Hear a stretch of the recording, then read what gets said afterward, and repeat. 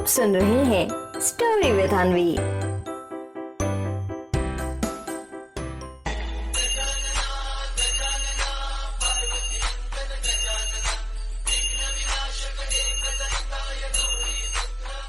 बच्चों, आज मैं आपको सुनाऊंगी गणेश और चंदा मामा की कहानी।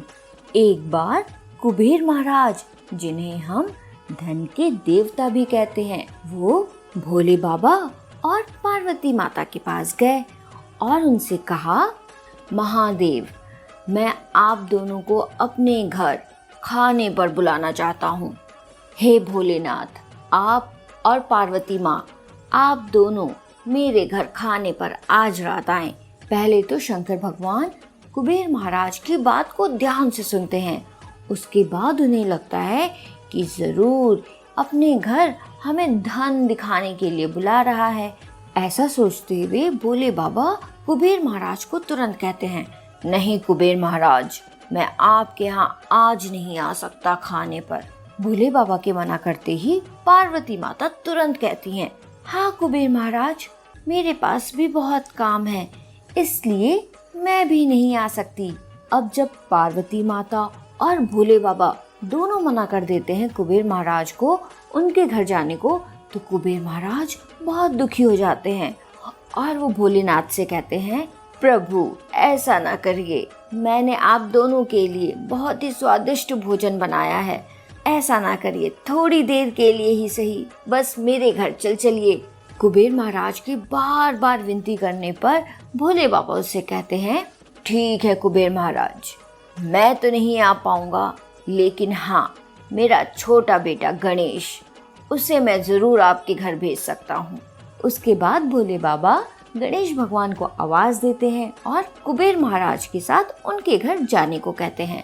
गणेश भगवान आते हैं, भोले बाबा को प्रणाम करते हैं और वो कुबेर महाराज के साथ उनके घर खाने पर चले जाते हैं। गणेश जी अपने वाहन मूषक राज के साथ कुबेर महाराज के घर जाकर खूब बढ़िया बढ़िया खाना खाते हैं। कुबेर महाराज के घर स्वादिष्ट खाना खाकर गणेश जी और उनके वाहन मूषक राज को बहुत मजा आता है। वो दोनों बहुत खुश हो जाते हैं।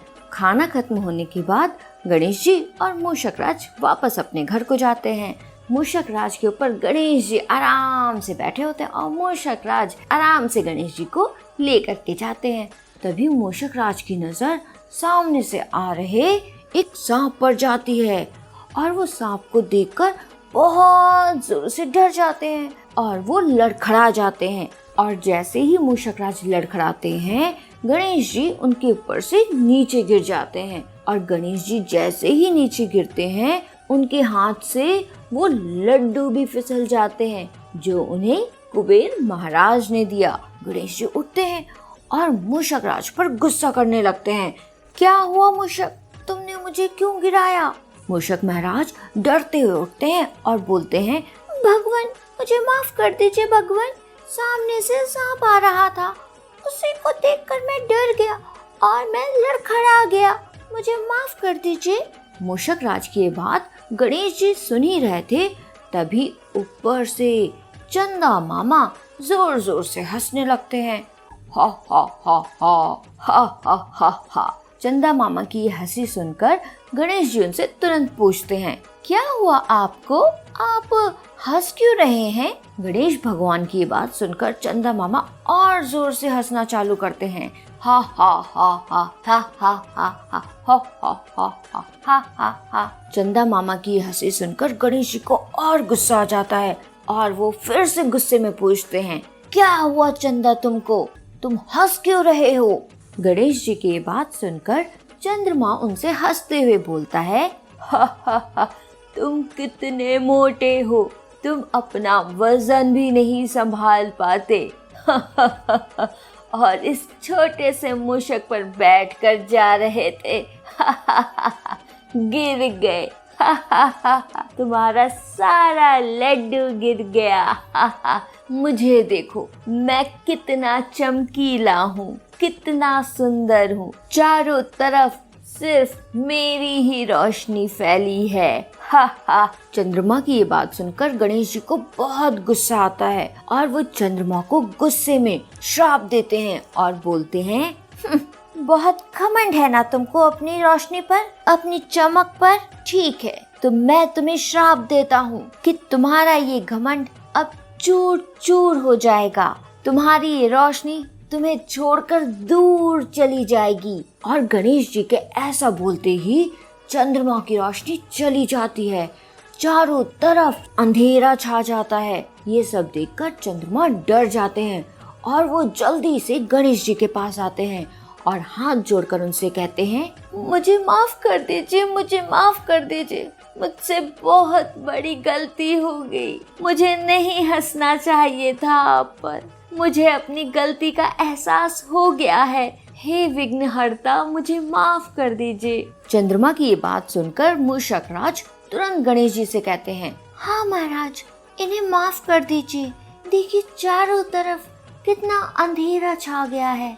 चांद की रोशनी से रात जो जगमगाती थी, देखिए कितना अंधेरा हो गया है चारों तरफ। माफ कर दीजिए इन्हें।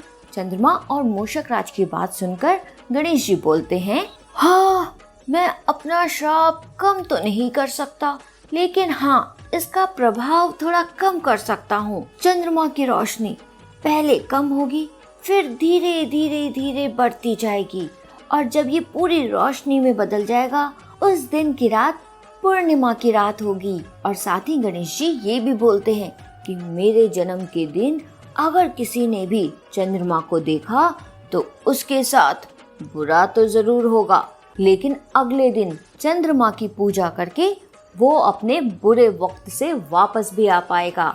गणेश जी की ये बात सुनकर चंद्रमा बहुत खुश हो जाते हैं और उन्हें कहते हैं, मुझे माफ कर दीजिए गणेश महाराज। मुझे अपनी गलती का एहसास हो गया है। अब मैं कभी भी किसी चीज का घमंड नहीं करूँगा। मुझे अपनी रोशनी पर बहुत घमंड था, इसीलिए मैं आपके ऊपर हंसा। अब मुझे अपनी गलती का एहसास हो गया है। मुझे माफ कर दीजिए। चंद्रमा की ये बात सुनकर गणेश जी थोड़ा सा मुस्कुराते हैं और बोलते हैं, हाँ, हमें कभी भी किसी चीज का घमंड नहीं करना चाहिए। हमें हमेशा सबके साथ मिलकर रहना चाहिए। कभी किसी का मजाक नहीं उड़ाना चाहिए। इसके बाद मूषक राज और चंद्रमा गणेश जी को प्रणाम करते हैं और गणेश जी अपने वाहन मूषक राज के साथ हंसते हुए अपने घर चले जाते हैं। तो बच्चों, इससे हमें क्या सीख मिली? इससे हमें ये सीख मिलती है कि हमें कभी भी किसी बात का घमंड नहीं करना चाहिए और किसी का भी मजाक नहीं उड़ाना चाहिए। हमेशा सबके साथ अच्छे से रहना चाहिए, समझे? आप सुन रहे थे स्टोरी विद अनवी के साथ।